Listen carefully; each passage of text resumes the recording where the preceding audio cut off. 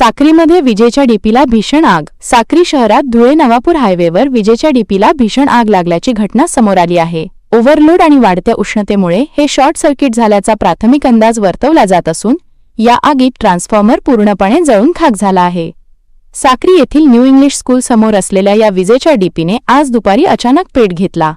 उन्हाळ्याचा वाढता तडाखा आणि विजेचा ओव्हरलोड यामुळे शॉर्ट सर्किट होऊन ही भीषण आग लागल्याचे बोलले जात आहे। पाहता पाहता आगीने रौद्ररूप धारण केले आणि ट्रान्सफॉर्मरसह खालील फ्यूज बॉक्स पूर्णपणे जळून खाक झाला।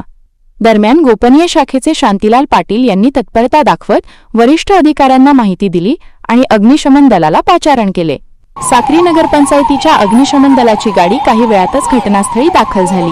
जवानांनी पाण्याचा मारा करून आगीवर नियंत्रण मिळवले। सुदैवाने या घटनेत कोणतीही जीवितहानी झाली नाही, मात्र परिसराचा वीज पुरवठा पूर्णपणे खंडित झाला होता। रात्री उशिरापर्यंत डीपी बसवण्याचे आणि वीज पुरवठा सुरळीत करण्याचे काम युद्ध पातळीवर सुरू होते। उन्हाळ्यात ओव्हरलोड वाढत असल्याने नागरिकांनी विजेचा वापर जपून करावा आणि सतर्क राहावे असे आवाहन महावितरणच्या अधिकाऱ्यांनी केले आहे।